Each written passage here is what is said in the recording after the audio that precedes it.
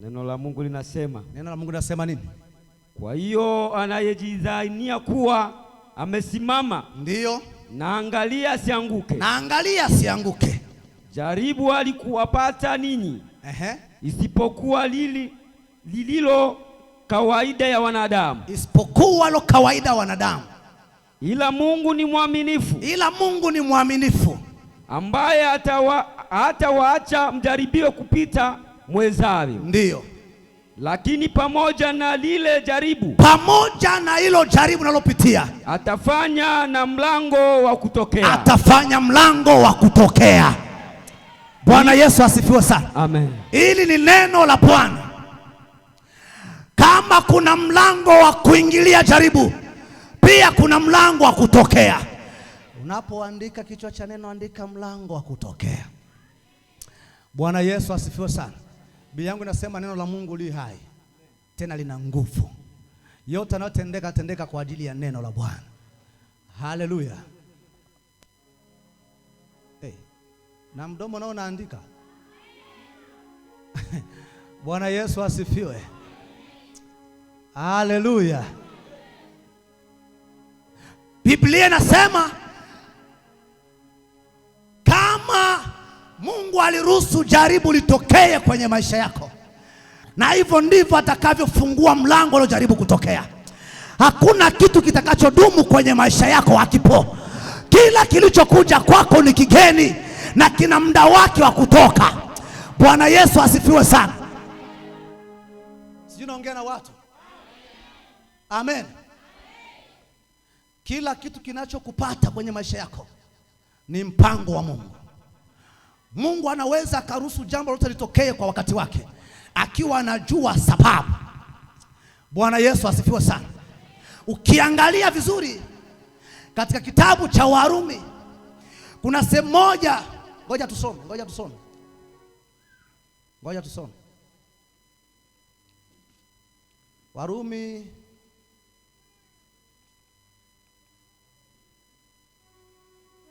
Warumi sura ya 9 mstari wa 17. Mtu mmoja tusomee hapo. Rumi 9:17, neno la Mungu linasema. Ndiyo. Kwa maana maandiko yasema juu ya Farao. Ndiyo. Ya kwamba nilikusimamisha kwa kusudi ili nionyeshe nguvu zangu kwako. Ndiyo. Jina langu likatangazwe katika nchi yote. Amen. Na alimfanya Farao ili nionyeshe nguvu zangu kwako, na jina langu likatangazwe kwa mataifa. Angalia, Farao alisimama kikwazo kwa taifa la Israeli, lakini Mungu alimfanya awe kikwazo ili atukuze jina lake. Bwana Yesu asifiwe sana. Haleluya.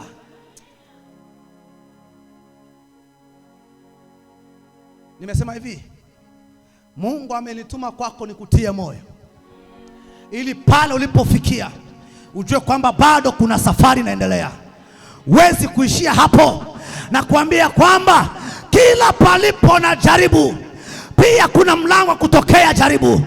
Wana wa Israeli walikaa miaka 430 wakiwa ndani ya jaribu, na Mungu akamuinua Farao watese.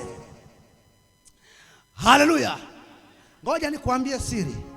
Kuna wakati mwingine unaweza kusema vibaya sana, ukasema kwamba mbona Mungu ameniacha? Hapana. Elewa kwamba kuna watu walikuwa wakujui. Sio, unanielewa vizuri? Bwana Yesu asifiwe. Kuna watu walikuwa wakujui, na yawezekana ukitenda mema, ile mema huwa haitangazwi na watu, lakini wanachukua ile mabaya wanayoona kwako wanayatangaza. Ina maana Mungu anaamua hilo litokee ili jina lako liende kwa spidi sana. Wale ambao wakujua waweze kukufahamu, wale ambao walikuwa wakujua duniani wajue kwamba upo.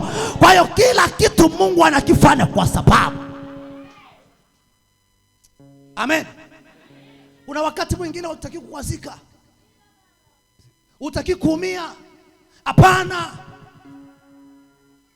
Mungu anasema hivi, Paulo anawaambia Waebrania kwamba, Warumi kwamba, na kwa habari ya Farao, na alimfanya Farao ili jina langu litukuzwe. Bwana Yesu asifiwe.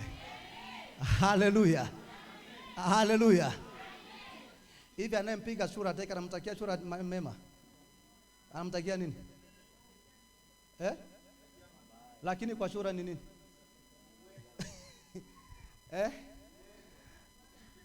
Bwana Yesu asifiwe sana. Haleluya. Ngoja nikwambie siri, wewe unayekwazika kisa amenisema vibaya. Kuna mambo haya matatu. Unielewe vizuri. Mungu anaweza akaruhusu kuseme vibaya ili uwajue watu ulionao vizuri ni watu wa aina gani. Amen. Jambo la pili, Mungu anaruhusu itokee kwa sababu jina lako liende mbali ambako hujawahi kufika. Kunielewa ni vigumu. Bwana Yesu asifiwe. Jambo la tatu, Mungu anaamua litokee ili atakapojidhihirisha kwako wamjue Mungu wako ana nguvu kiasi gani. Kuna vitu vingine kwenye maisha lazima uvumilie na ujue ya kwamba kama kuna mlango wa jaribu kuingia, kuna mlango ambao Bwana ameandaa kesho wa kutokea. Wana wa Israeli waliingia wakazaa, lakini ilifika wakati, sema wakati. Haleluya. Bwana Yesu asifiwe sana. Bwana Yesu asifiwe. Kama Mungu aliruhusu jaribu litokee, yeye karuhusu, na anajua kwamba anasema jaribu alikuwapata lililo juu ya imani yenu. Hapana. Ukiona dunia yote na kukataa, ina maana Mungu aliamua iko hivyo kwa sababu anatambua una uwezo wa kustahimili. Amen. Una uwezo wa kubeba huo mzigo na usikusumbue kwenye maisha yako na ukaumaliza vizuri. Tatizo linapotokea, usipoelewa kwamba ni Mungu karuhusu litokee. Kuna wakati, ngoja nikuambie, nataka nikuambie mtu ambaye ni mvivu wa kuomba. Amen. Tumia mfano huu. Unaweza kupiga siku nzima uombi au wiki nzima hujaomba kabisa, hata zamu umepoteza. Lakini angalia matendo makuu ya Mungu anavyokuaga sasa. Anaamua kumtoa mchawi Buongwa ili akufuate kisesa. Sijasema wakisa kwamba atawafuata. Amen. Akufuate kisesa. Siku hiyo lazima akusumbue sana, akunige sana. Utachukua Biblia, utazunguka nyumba nzima, aondoki. Amen. Siku inayofuata utalala bila kuomba. Aya. Utaomba. Kufika saa 3 fire. Saa 6 fire. Saa 9 fire. Hiyo wiki yote itakuwa wiki ya maombi. Aliyekuchochea ni nani? Sasa unamchukiaje mtu kama huyu ambaye amekusaidia? Amen. Mungu anaruhusu litokee akiwa na kusudi maalum. Haleluya. Anasema kama kuna mlango wa jaribu kuingia, basi Mungu atahusika na kufanya mlango kutokea. Sio wewe utahusika, hapana.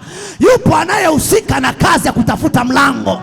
Wewe kazi yako ni kumwomba, kumtegemea, kumtafuta, kumjali zaidi, kumsifu zaidi, lakini yeye anashawishika kutafuta mlango wewe kutokea ni wapi. Bwana Yesu asifiwe. Jaribu alikuwapata lililo juu ya imani yako. Na hakuna jaribu linalokuja kwa mtu aliyeokoka ili aanguke. Hapana. Linakuja kwa mtu aliyeokoka ili asimame tena. Asimame zaidi, apige hatua zaidi, ili kesho wajue Mungu wako yuko namna gani. Lazima pawepo na ziki, lazima pawepo na mlima ili Mungu wako ajulikane. Amen. Haleluya. Bwana Yesu asifiwe sana. Mungu huwezi kumpangia Mungu. Na ndio maana uwe nafika wakati unafika mwisho, unasema hapa hata kiu ya ibada imeisha kabisa, hata kiu ya kuomba imeisha kabisa. Utashangata bila kuomba Mungu anatokeza mlango wa furaha, kwa sababu yeye ndo anajua njia. Unaweza kuwa una pesa, una chochote, Nataka nikwambie kuna mlango wa kutokea. Lazima Bwana akuongoze kwenye mlango wa kutokea. Ukifika kwenye mlango wa kutokea, unaingia kwenye neema yako. Bwana Yesu asifiwe sana. Hebu sikiliza nikwambie. Kuna taifa moja kwenye Biblia. Ukisoma Esther sura ya kwanza, Biblia inasema hivi kwamba Malkia akafanya jeuri kwa mfalme. Bwana Yesu asifiwe. Angalia njia za Mungu. Akafanya jeuri kwa mfalme. Wakati Asuero ameandaa karamu, amewaalika watu wote wamefika, mpaka na maliwali wameingia kwenda kumwita Malkia. Malkia anasema kwamba na mimi pia na karamu na wakina mama wenzangu, kwa hiyo huku kwa mfalme siwezi kuja. Huwa anasema sio kila njia Mungu itakufurahisha. Bwana Yesu asifiwe sana. Siwezi kuja huko mimi, na mimi pia na karamu yangu. Okay. Wale ambao walikuwa karibu ya mfalme wakakasirika. Wakasema, mfalme, Malkia atafanyia jeuri mfalme namna hii kwa sababu gani? Kwa nini afanye kiburi cha namna hii? Baba simama kwanza. Njoo. Bwana Yesu asifiwe. Haleluya. Atamfanyia jeuri kwa namna gani? Kwa namna hii. Malkia akasema, na mimi pia na karamu ya kwangu, siwezi kuja. Wakasema, sasa natakiwa huyu haya, usizie tena. Bwana Yesu asifiwe. Kwa nini wa hivi? Wakasema, na atafutwe mtu ambaye atachukua nafasi ya huyu mwanamke, kwa sababu huyu ameonyesha jeuri kwa mfalme. Angalia njia za Mungu. Bwana Yesu asifiwe. Yupo anayeona mbali kabla wewe hujaona. Bwana Yesu asifiwe sana. Mfalme akasema, ndiyo, wazo nzuri, atafutwe malkia mwingine mbadala, huyu atoke maana hafai. Ameonyesha mfalme jeuri. Angalia huu mpango. Unaweza kujiuliza, Mungu ameona nini? Bwana Yesu asifiwe. Sijui naongea na watu ambao wanaelewa. Mungu yako. Biblia inasema hivi, ukiwa ndani ya Bwana atatoa watu mbali watakujia. Atatoa watu walioko huko kwa ajili yako, ambaye hukumtegemea ndio anakuja kwa msaada kwako. Hayo ndo maisha ambako hukujua nani atasimama, nani atatokea. Mtu ambaye hata kutegemea. Nilimtokea mfalme Asuero, amepangiwa kuuawa, hakujua, mpaka na watu aliowasamini hawakumwambia chochote. Akatokea Mordekai mtumwa aliyekuja kumwokoa. Bwana Yesu asifiwe sana. Haleluya. Kuna mtu Mungu amemwandaa kwa ajili yako. Huna haja kukata tamaa. Kuna wakati wako unafika. Kuna wakati wako unasogea, na Mungu ameuandaa kwa ajili yako, na anasema kwamba usizimie moyo. Yupo anayeandaliwa kwa ajili yako. Ninakosa chakula leo, kuna mtu amemwandaa Bwana kwa ajili ya kunilisha. Umekosa mtu wa samani kwako, ameandaliwa Dar es Salaam kwa ajili yako, ameandaliwa Ulaya kwa ajili yako, ameandaliwa popote pale kwa ajili yako. Naamini ya kwamba wakati usiozani anatokea. Huo ndio mpango wa Mungu. Bwana Yesu asifiwe sana. Unaweza kusema sina biashara. Elewa kwamba kuna watu waliofanya biashara wamechoka, na bado Mungu anawaandaa ili kuja kuwapa wengine maarifa. Utashangaa unakutana naye kwamba, ndugu yangu, hicho unachokifanya hapana, nenda sehemu hii utafanikiwa. Mungu lazima kuandalie mazingira. Simama katika zamu yako. Omba sana. Dumu katika maombi. Kuna njia Mungu ameiandaa kwa ajili yako. Funika macho yako. Neno la Mungu linasema nini? Kwa hiyo anayejidhania kuwa amesimama, ndiyo, naangalia asianguke. Jaribu alikuwapata ninyi, isipokuwa lililo kawaida ya wanadamu. Isipokuwa lo kawaida ya wanadamu. ila Mungu ni mwaminifu, ila Mungu ni mwaminifu, ambaye hatawaacha mjaribiwe kupita mwezavyo. ndiyo. Lakini pamoja na lile jaribu, pamoja na hilo jaribu nalopitia, atafanya na mlango wa kutokea. Atafanya mlango wa kutokea. Bwana Yesu asifiwe sana. Amen. Hili ni neno la Bwana. Kama kuna mlango wa kuingilia jaribu, pia kuna mlango wa kutokea. Unapoandika kichwa cha neno, andika mlango wa kutokea. Bwana Yesu asifiwe sana. Biblia yangu inasema neno la Mungu li hai, tena lina nguvu. Yote yanayotendeka tendeka kwa ajili ya neno la Bwana. Haleluya. Na mdomo nao naandika. Bwana Yesu asifiwe. Haleluya. Biblia inasema kama Mungu aliruhusu jaribu litokee kwenye maisha yako, na hivyo ndivyo atakavyofungua mlango ule jaribu kutokea. Hakuna kitu kitakachodumu kwenye maisha yako, hakipo. Kila kilichokuja kwako ni kigeni na kina muda wake wa kutoka. Bwana Yesu asifiwe sana. Sijui naongea na watu. Amen. Kila kitu kinachokupata kwenye maisha yako ni mpango wa Mungu. Mungu anaweza akaruhusu jambo lote litokee kwa wakati wake, akiwa anajua sababu. Bwana Yesu asifiwe sana. Ukiangalia vizuri katika kitabu cha Warumi, kuna sehemu moja, ngoja tusome.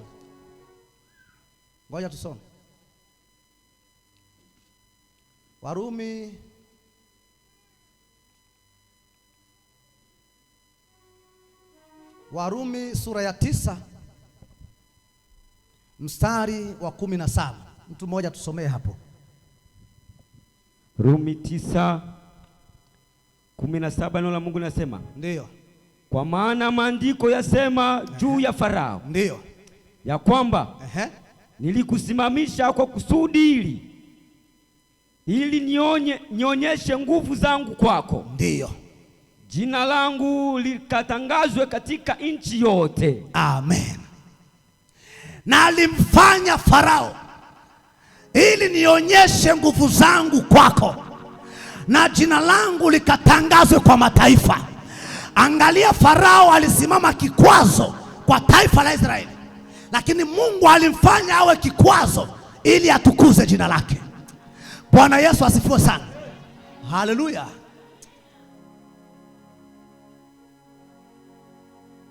Nimesema hivi, Mungu amenituma kwako nikutie moyo, ili pale ulipofikia ujue kwamba bado kuna safari inaendelea. Huwezi kuishia hapo, na kuambia kwamba kila palipo na jaribu pia kuna mlango wa kutokea jaribu. Wana wa Israeli walikaa miaka 430 wakiwa ndani ya jaribu, na Mungu akamuinua Farao watese. Haleluya. Ngoja nikuambie siri.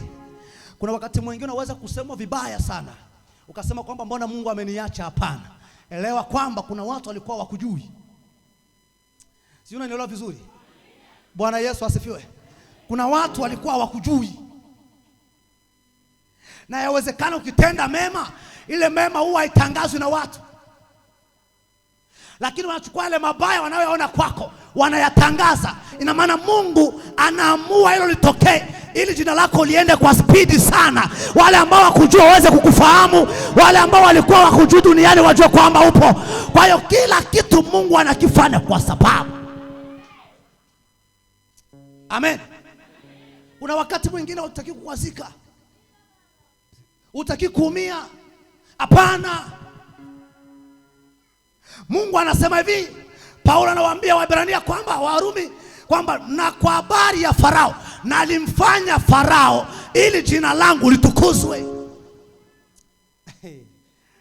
Bwana Yesu asifiwe.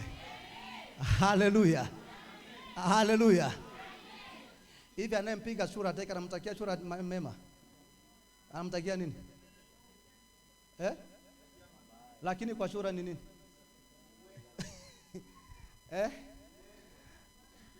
Bwana Yesu asifiwe sana. Haleluya. Ngoja nikwambie siri, wewe unayekwazika kisa amenisema vibaya. Kuna mambo haya matatu, unielewe vizuri. Mungu anaweza akaruhusu kuseme vibaya ili uwajue watu ulionao vizuri ni watu wa aina gani. Amen. Jambo la pili, Mungu anaruhusu itokee kwa sababu jina lako liende mbali ambako hujawahi kufika. Kunielewa ni vigumu. Bwana Yesu asifiwe. Jambo la tatu, Mungu anaamua litokee ili atakapojidhihirisha kwako wamjue Mungu wako ana nguvu kiasi gani. Kuna vitu vingine kwenye maisha lazima uvumilie na ujue ya kwamba kama kuna mlango wa jaribu kuingia, kuna mlango ambao Bwana ameandaa kesho wa kutokea. Wana wa Israeli waliingia wakazaa, lakini ilifika wakati, sema wakati. Haleluya. Haleluya. Bwana Yesu asifiwe sana. Bwana Yesu asifiwe. Kama Mungu aliruhusu jaribu litokee, yeye karuhusu, na anajua kwamba anasema jaribu alikuwapata lililo juu ya imani yenu. Hapana.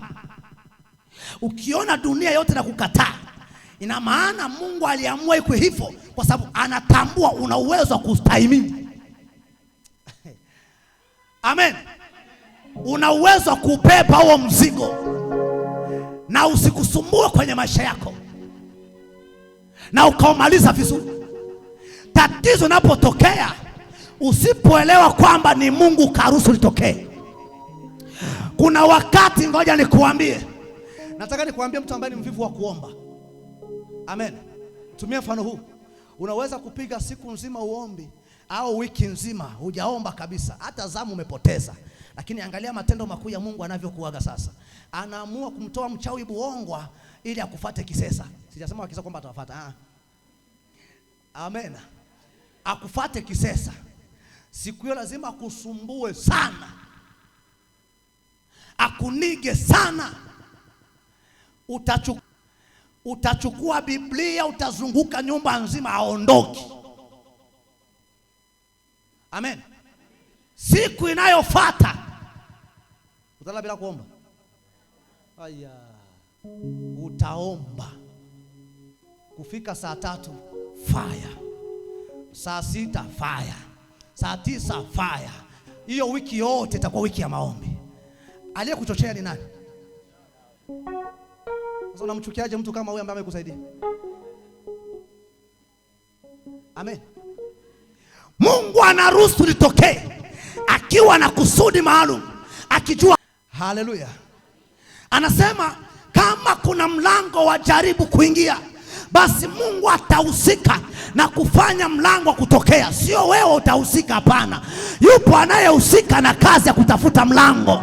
Wewe kazi yako ni kumwomba, kumtegemea, kumtafuta, kumjali zaidi, kumsifu zaidi, lakini yeye anashawishika kutafuta mlango wewe kutokea ni wapi. Bwana Yesu asifiwe. Jaribu alikuwapata lililo juu ya imani yako. Na hakuna jaribu linapokuja kwa mtu aliyeokoka ili aanguke. Hapana. Linakuja kwa mtu aliyeokoka ili asimame tena. Asimame zaidi, apige hatua zaidi, ili kesho wajue Mungu wako yuko namna gani. Lazima pawepo na ziki, lazima pawepo na mlima ili Mungu wako ajulikane. Amen. Haleluya. Bwana Yesu asifiwe sana. Mungu huwezi kumpangia Mungu. Na ndio maana uwe nafika wakati unafika mwisho, unasema hapa hata kiu ya ibada imeisha kabisa, hata kiu ya kuomba imeisha kabisa. Utashangaa bila kuomba Mungu anatokeza mlango wa furaha, kwa sababu yeye ndo anajua njia. Unaweza kuwa una pesa, una chochote, nataka nikwambie kuna mlango wa kutokea. Lazima Bwana akuongoze kwenye mlango wa kutokea. Ukifika kwenye mlango wa kutokea, unaingia kwenye neema yako. Bwana Yesu asifiwe sana. Hebu sikiliza nikwambie. Kuna taifa moja kwenye Biblia Ukisoma Esta sura ya kwanza, Biblia inasema hivi kwamba Malkia akafanya jeuri kwa mfalme. Bwana Yesu asifiwe. Angalia njia za Mungu. Akafanya jeuri kwa mfalme. Wakati Asuero ameandaa karamu, amewaalika watu wote wamefika, mpaka na mali wale wameingia kwenda kumwita Malkia. Malkia anasema kwamba na mimi pia na karamu na wakina mama wenzangu, kwa hiyo huku kwa mfalme siwezi kuja. Huwa anasema sio kila njia Mungu itakufurahisha. Bwana Yesu asifiwe sana. Siwezi kuja huko mimi, na mimi pia na karamu yangu. Okay. Wale ambao walikuwa karibu ya mfalme wakakasirika, wakasema, mfalme, Malkia atafanyia jeuri mfalme namna hii kwa sababu gani? Kwa nini afanye kiburi cha namna hii? Baba, simama kwanza. Njoo. Bwana Yesu asifiwe. Haleluya. Atamfanyia jeuri kwa namna gani? Kwa namna hii. Malkia akasema, na mimi pia na karamu ya kwangu, siwezi kuja. Wakasema, sasa natakiwa huyu afa. Haya, usinzie tena. Bwana Yesu asifiwe. Kwa nini wa hivi? Wakasema, na atafutwe mtu ambaye atachukua nafasi ya huyu mwanamke, kwa sababu huyu ameonyesha jeuri kwa mfalme. Angalia njia za Mungu. Bwana Yesu asifiwe. Yupo anayeona mbali kabla wewe hujaona. Bwana Yesu asifiwe sana. Mfalme akasema, ndiyo, wazo nzuri, atafutwe malkia mwingine mbadala, huyu atoke maana hafai. Ameonyesha mfalme jeuri. Angalia huu mpango, unaweza kujiuliza Mungu ameona nini? Bwana Yesu asifiwe. Sijui naongea na watu ambao wanaelewa. Mungu yako. Biblia inasema hivi, ukiwa ndani ya Bwana atatoa watu mbali watakujia. Atatoa watu walioko huko kwa ajili yako, ambaye hukumtegemea ndio anakuja kwa msaada kwako. Hayo ndo maisha ambako hukujua nani atasimama, nani atatokea. Mtu ambaye hata kutegemea. Lilimtokea mfalme Asuero, amepangiwa kuuawa, hakujua, mpaka na watu aliowasamini hawakumwambia chochote. Akatokea Mordekai mtumwa aliyekuja kumwokoa. Bwana Yesu asifiwe sana. Haleluya. Kuna mtu Mungu amemwandaa kwa ajili yako. Huna haja kukata tamaa. Kuna wakati wako unafika. Kuna wakati wako unasogea, na Mungu ameuandaa kwa ajili yako, na anasema kwamba usizimie moyo. Yupo anayeandaliwa kwa ajili yako. Ninakosa chakula leo, kuna mtu amemwandaa Bwana kwa ajili ya kunilisha. Umekosa mtu wa samani kwako, ameandaliwa Dar es Salaam kwa ajili yako, ameandaliwa Ulaya kwa ajili yako, ameandaliwa popote pale kwa ajili yako. Naamini ya kwamba wakati usiozani anatokea. Huo ndio mpango wa Mungu. Bwana Yesu asifiwe sana. Unaweza kusema sina biashara. Elewa kwamba kuna watu waliofanya biashara wamechoka, na bado Mungu anawaandaa kuja kuwapa wengine maarifa. Utashangaa unakutana naye kwamba, ndugu yangu, hicho unachokifanya hapana, nenda sehemu hii utafanikiwa. Mungu lazima kuandalie mazingira. Simama katika zamu yako, omba sana, dumu katika maombi. Kuna njia Mungu ameiandaa kwa ajili yako. Funika macho yako. Neno la Mungu linasema nini? Kwa hiyo anayejidhania kuwa amesimama, ndiyo, naangalia asianguke. Jaribu alikuwapata ninyi, isipokuwa lililo kawaida ya wanadamu. Ila Mungu ni mwaminifu, ambaye hatawaacha mjaribiwe kupita mwezavyo. Ndiyo. Lakini pamoja na hilo jaribu nalopitia, atafanya mlango wa kutokea. Bwana Yesu asifiwe sana. Amen. Hili ni neno la Bwana. Kama kuna mlango wa kuingilia jaribu, pia kuna mlango wa kutokea. Unapoandika kichwa cha neno, andika mlango wa kutokea. Bwana Yesu asifiwe sana. Biblia yangu inasema neno la Mungu li hai, tena lina nguvu. Yote yanayotendeka tendeka kwa ajili ya neno la Bwana. Haleluya. Na mdomo nao unaandika. Bwana Yesu asifiwe. Haleluya. Biblia inasema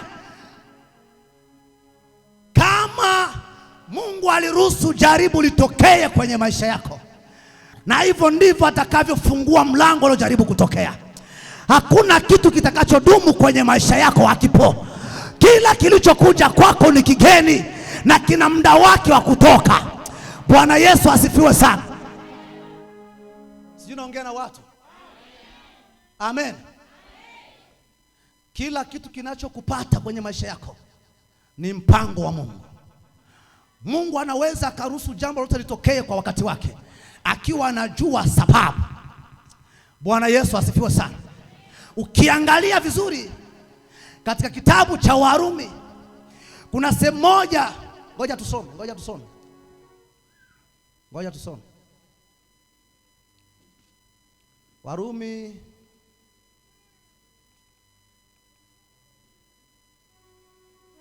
Warumi sura ya 9 mstari wa 17. Mtu mmoja tusomee hapo. Rumi 9:17, neno la Mungu linasema, ndio, kwa maana maandiko yasema juu ya Farao, ndio, ya kwamba nilikusimamisha kwa kusudi ili nionyeshe nguvu zangu kwako, ndio, jina langu likatangazwe katika nchi yote. Amen. Na alimfanya Farao ili nionyeshe nguvu zangu kwako, na jina langu likatangazwe kwa mataifa. Angalia, Farao alisimama kikwazo kwa taifa la Israeli, lakini Mungu alimfanya awe kikwazo ili atukuze jina lake. Bwana Yesu asifiwe sana. Haleluya.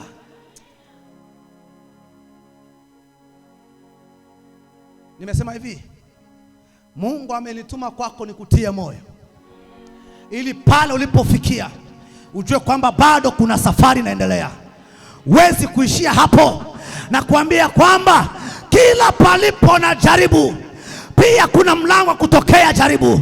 Wana wa Israeli walikaa miaka 430 wakiwa ndani ya jaribu, na Mungu akamuinua Farao watese. Haleluya. Ngoja nikuambie siri. Kuna wakati mwingine unaweza kusema vibaya sana, ukasema kwamba mbona Mungu ameniacha. Hapana. Elewa kwamba kuna watu walikuwa wakujui. Si unanielewa vizuri? Bwana Yesu asifiwe. Kuna watu walikuwa wakujui, na yawezekana ukitenda mema, ile mema huwa haitangazwi na watu,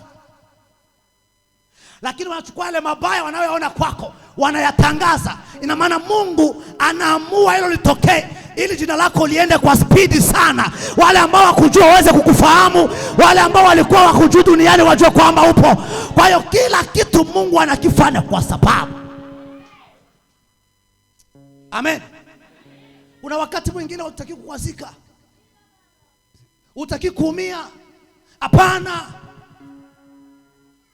Mungu anasema hivi, Paulo anawaambia Waebrania kwamba, Warumi kwamba, na kwa habari ya Farao, na alimfanya Farao ili jina langu litukuzwe. Bwana Yesu asifiwe. Haleluya. Haleluya. Hivi anayempiga shura ataka anamtakia shura mema, anamtakia nini? Lakini kwa shura ni nini?